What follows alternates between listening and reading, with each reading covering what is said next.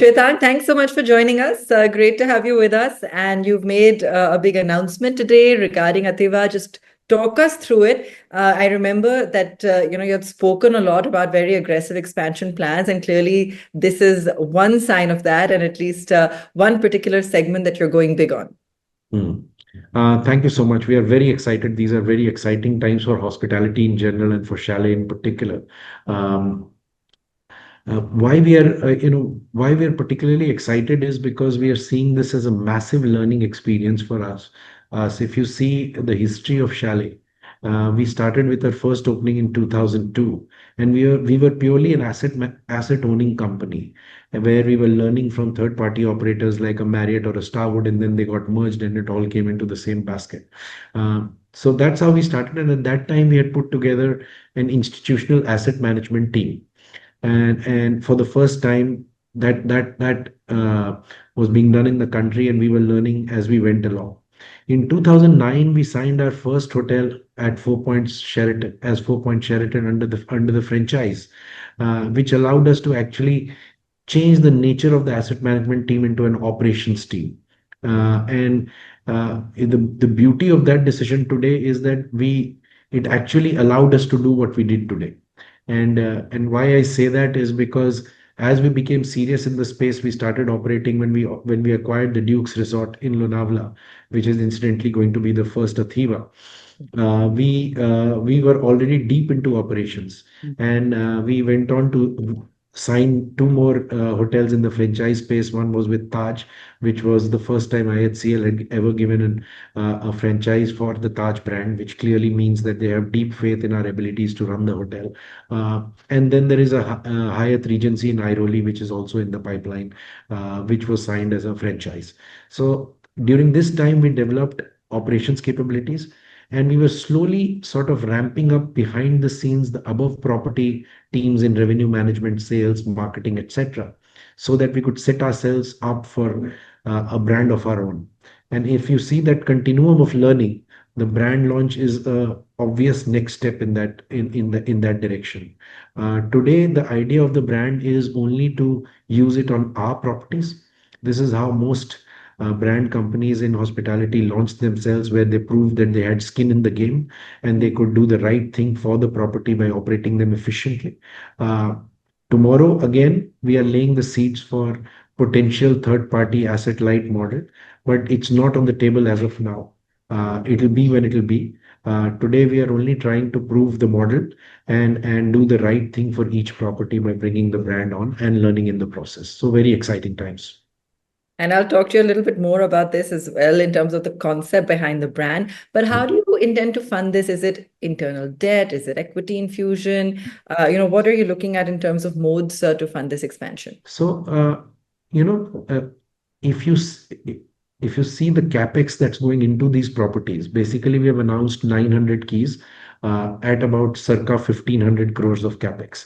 But let's say we hadn't gone and announced the Athiva brand, Hmm. we would have still built out these properties. So it's not that we are bringing in something new. These are announced properties which were under construction or various stages of development. Okay.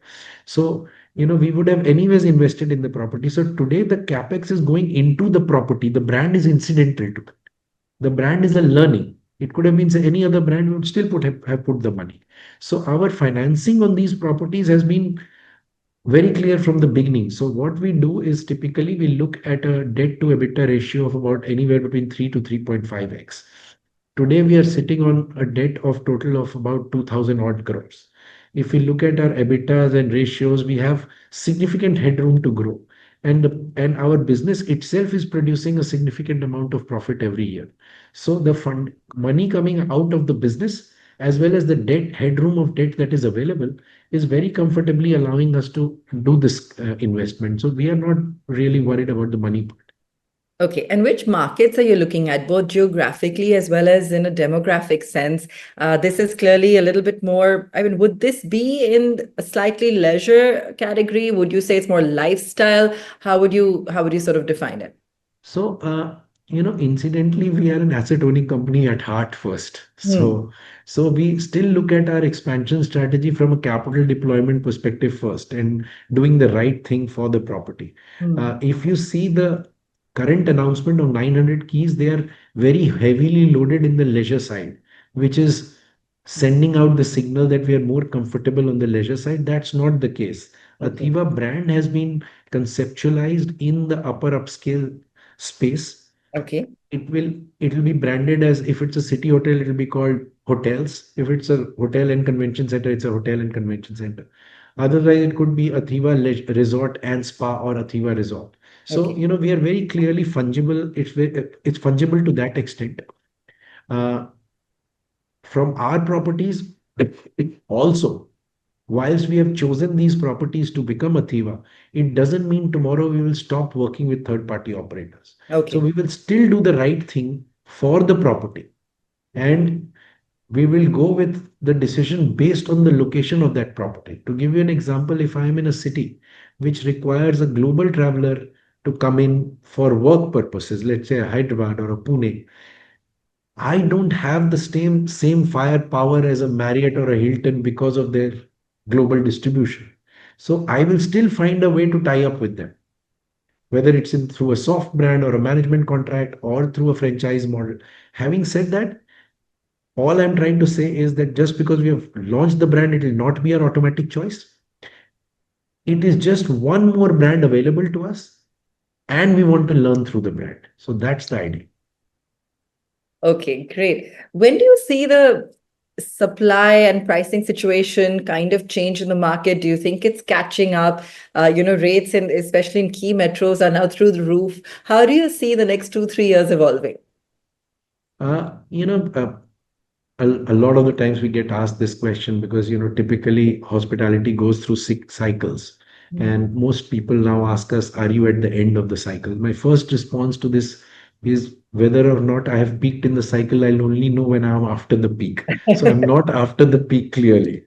If you ask my view, I think we are somewhere between the midpoint and, let's say, three quarters.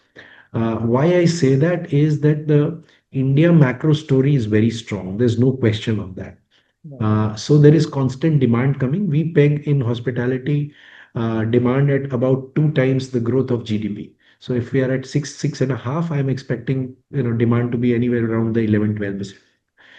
The beauty of hospitality, I mean, it's sad, but it's still the beauty of hospitality from a business owning perspective, is that demand supply can't sneak up on you. You Mm. still need 4 years or 3 year, 3.5 to 4 years to build a hotel. So the supply is very well established at about 8.5 to 9% pan India. But in the space that we are in, which is the upscale and luxury segment, in that space, the supply is only 6.5%. So there is a clear demand supply arbitrage. I don't see the rates slowing down, degrowing. It could, the rate of growth could slow down because we have been on a rocket in the last 3 to 4 years, quite clearly. But it doesn't mean we will degrow. Mm. And as long as we are beating above inflation, and inflation in India, let's say, is give or take 6.5, I believe the rates will continue to grow close to double digits. So I don't think there is a challenge from that perspective. And the next 3 to 4 years should still be a great run. Also, at a time that I'm taking up the company, Yeah. I hope it is. No, Yes, it for will be. sure. I'm fairly confident. It will be. But I mean, you spoke about it, of course, from your perspective as being in that segment of the market. Mm.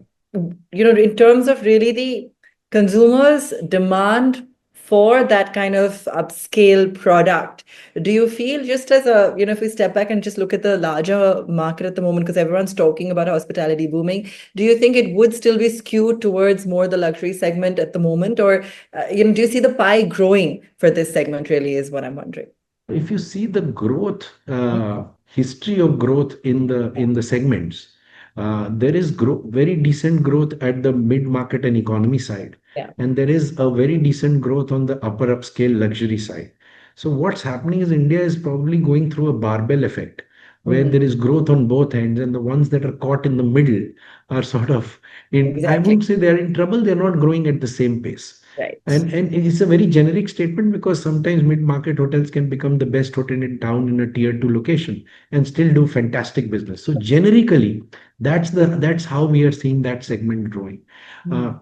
the Indian consumer is becoming more and more exposed, international brands, traveling, better disposable income. We know the story, all Mm. of that. And believing more and more in experiential travel. So I don't think leisure travel is going anywhere.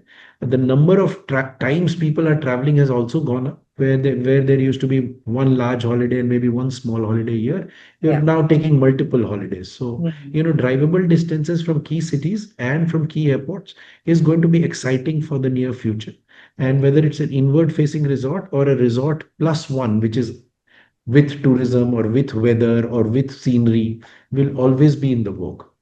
Okay. So in terms of, and I'm sure this is already out there, but just to help us understand, Shwetank, because this is now your own brand and gives you one more brand to play with, but what's the mix going to look like in terms of your business from, some of the contracts you have vis-a-vis what you're anticipating from this investment? So, again, it is very location centric. The 4 points that we are rebranding in Navi Mumbai is very contractual with, business travel. We already have an existing base. We have been running that hotel for about 15, 16 years. So Mm. we have the right mix of customers coming in. Leisure travel will be largely either FITs, which is individual travelers like you and me booking through online channels, or through the MICE or social segment is how So I in will. terms of your overall pie or revenue contribution over the next, let's say 3, 4 years, as these projects come on stream, how do you Hmm. see the mix shaping up in terms So of? so actually back in Yeah, 2020 when COVID hit us, the first thought that struck us was that we were very business centric in our sure. locations, and Mm. we decided to have some geographical and segmentation spread at that time, and that's when we started on a leisure journey. So we have been relatively new on the leisure journey. Even today, we our revenue mix is barely 10-12% in terms Okay. of leisure It'll take and a bit of very time. heavily loaded Yeah. in business. But the internal target we have from the board is to minimum get it to 20%. So that's Okay. what we are pushing for. Right. Okay. Fantastic. Congratulations on the Thank launch, you. Shwetank. And I think you managed just fine. And Thank it you, was Aabha. great speaking with you. Wish you all the best and a very happy Diwali. And of Thank course, you so much. we'll be Same in to you, and look forward to touch. you staying at the new Athiva resort at Kandala. You must come over and experience it for yourself. It's brilliant. And if you're from Mumbai, then I'm sure you would have seen Dukes at some point, and you'll be pleasantly surprised.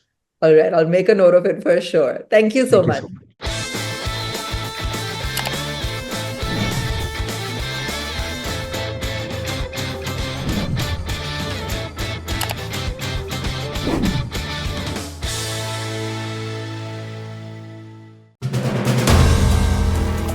If you like the video, do like, comment, share and subscribe.